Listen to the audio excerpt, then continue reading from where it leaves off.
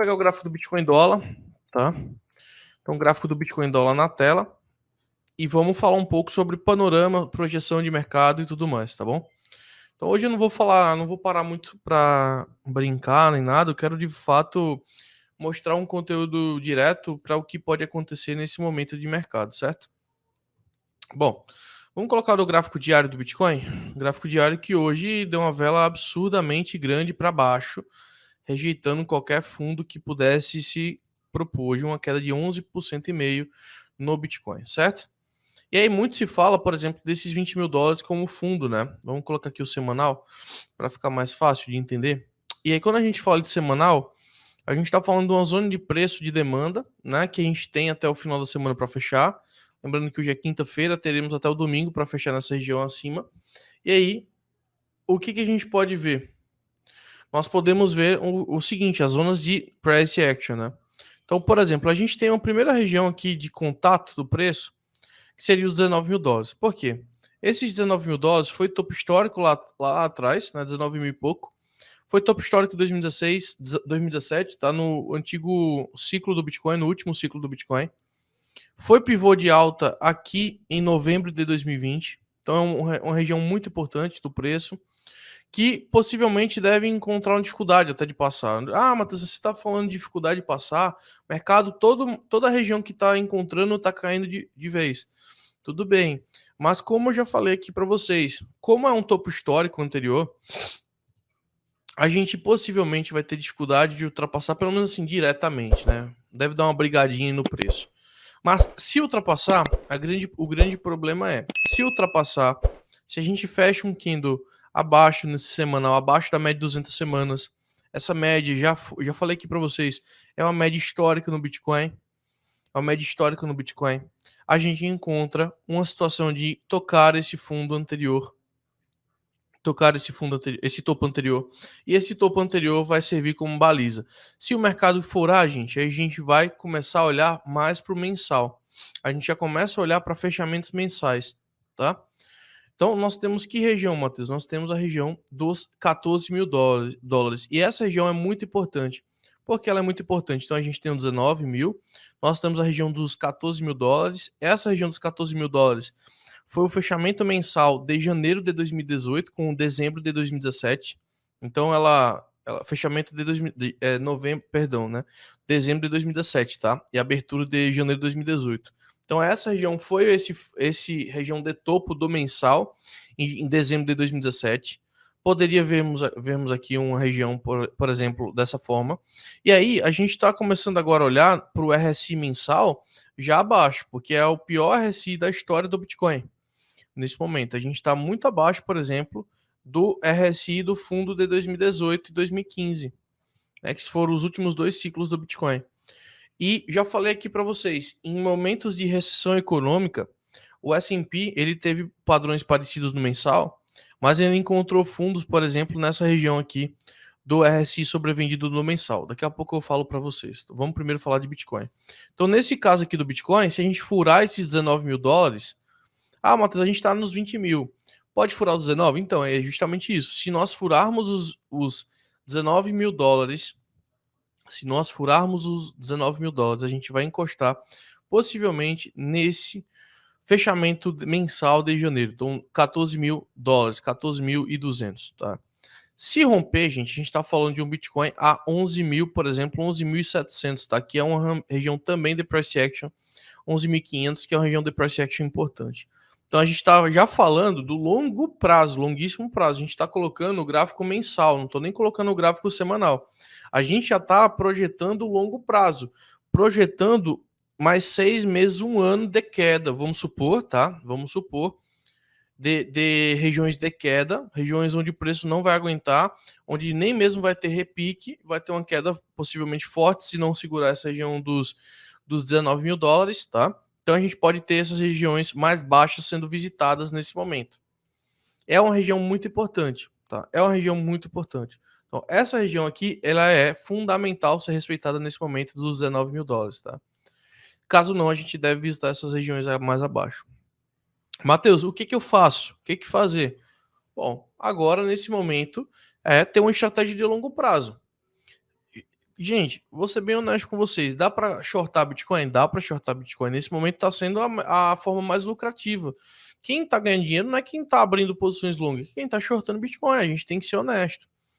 E, por exemplo, ontem perdeu o padrão de alta, né? Ontem eu falei, gente, até 1 hora se for, tô comprado. Mas o ativo já abriu rasgando para baixo, né?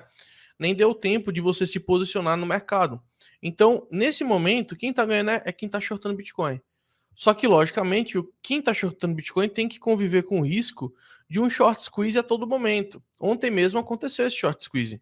Quem estava shortando Bitcoin ontem foi liquidado, porque o mercado foi e bateu uma região bem alta, né? E só para vocês terem ideia, como o RSI semanal, por exemplo, está muito baixo, olha só, a gente tem um RSI mais baixo até agora, né? Era em 2015.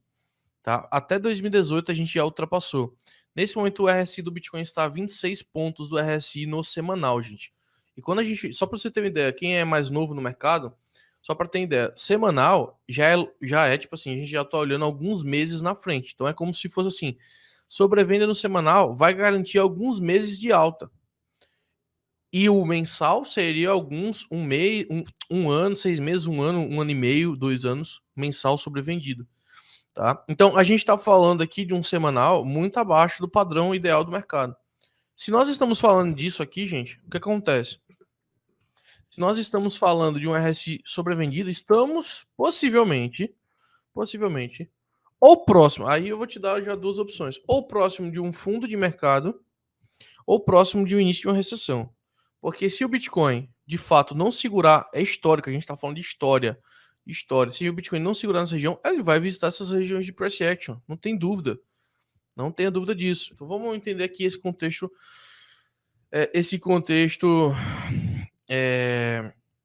econômico, tá? Vamos abrir aqui o S&P, só para vocês entenderem, a gente vai abrir S&P, depois o índice do dólar e depois o ouro, tá? Então o S&P está tendo um recuo forte novamente, a gente abriu caindo hoje novamente, né? Então olha aqui o diário hoje, né?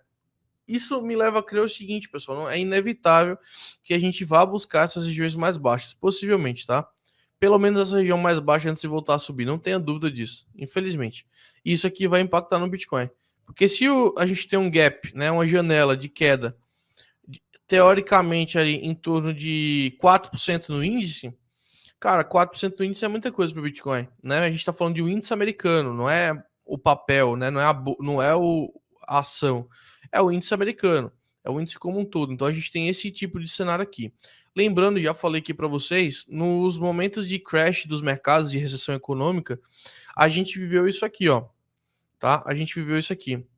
Ó, deixa eu atualizar hoje que o gráfico tá meio lento. Ó. A gente viveu isso aqui, a gente já falou sobre isso.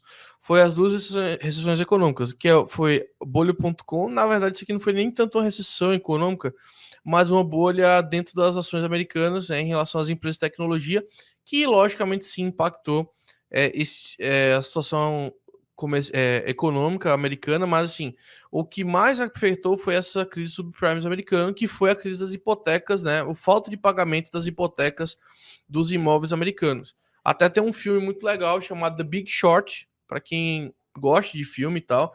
Eu acho que é um baita de um filme para você assistir aí nesse final de semana e entender basicamente como é que funciona uma crise mundial econômica, tá? É uma crise mundial econômica. Então, é só para vocês terem ideia.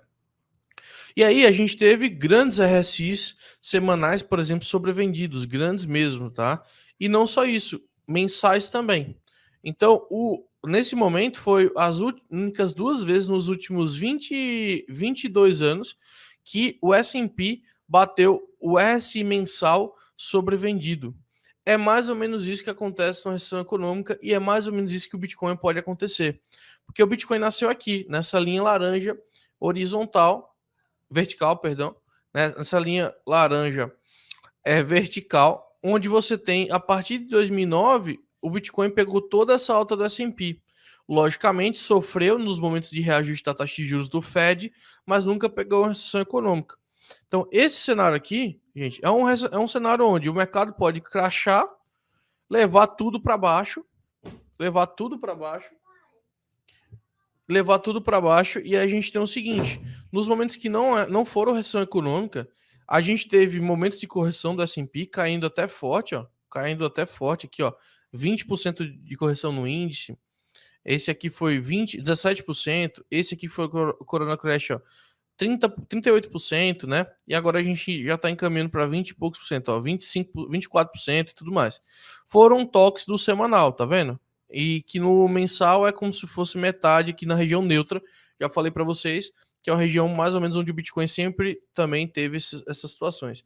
E nesse caso, se a gente for comparar para a última crise americana, a gente crashou. Mas aí eu já te dou um ponto, né, eu quero, não é assim, gente, querendo ser aterrorizante para vocês. Eu já quero meio que tipo falar algo para vocês bem sério assim.